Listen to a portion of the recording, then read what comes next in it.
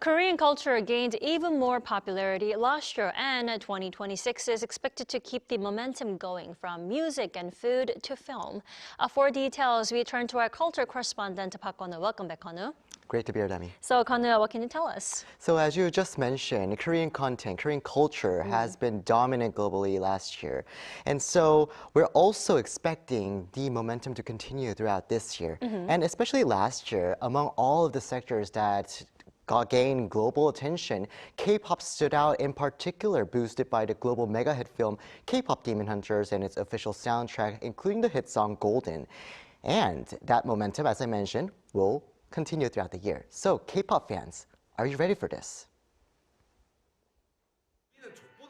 Phenomenal boy band BTS has officially announced a March 20th comeback, revealed on the very first day of the new year.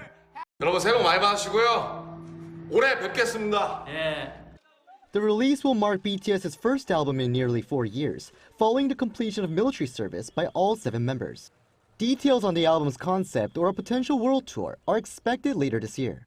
Expectations are already running high as their 2022 track Run BTS from their latest album topped the iTunes chart in more than 60 countries. But BTS isn't the only act making waves. Blackpink's dropping a first full-length album in 4 years, following last summer's single Jump.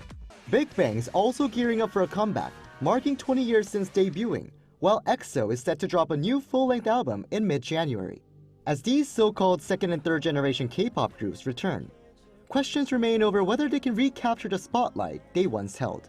One expert said fan power will be the key.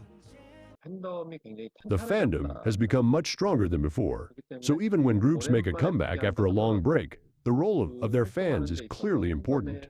What matters most is whether artists show what their fans want to see as K-pop. More than other genres, is fan-centered. So, it's better not to be overly innovative or focus on agency profits. He added that collaborations could help veteran groups reach a second peak, citing twice participating in the K-pop Demon Hunters project as a successful example. He also noted that working with younger generation artists could help sustain and expand their musical careers. While some analysis show a global decline in K-pop album sales compared to 2024, the same expert says it's not a major concern. Album sales aren't the only metric to look at. The decline was partly due to major groups postponing their comebacks. Globally, overall consumption is shrinking. It's not just happening in Korea. At the same time, concert sales have reached record highs, and I believe this positive trend will continue into next year. Although groups like BTS and Blackpink still lead the global K-pop scene, he said it's time for that leadership to be passed on, with more active participation from rookies and artists from small to mid-sized agencies. So excited for the new year, but it's not just K-pop groups that we are just excited about, right? That's right. So K-movies as well. So Korean movies, a lot of them, sequels especially, are set to release this year. And that includes sequels to Ode to My Father and also The War of Flower. However, concerns are growing over a slowdown in commercial film productions. And commercial film production, as only about 20 commercial films are set to be released this year, down from around 40 last year. And also, a pop culture critic says this is where the government's role is crucial, and especially in supporting artists and creators. Creators don't start out for money, but to share their work with audiences.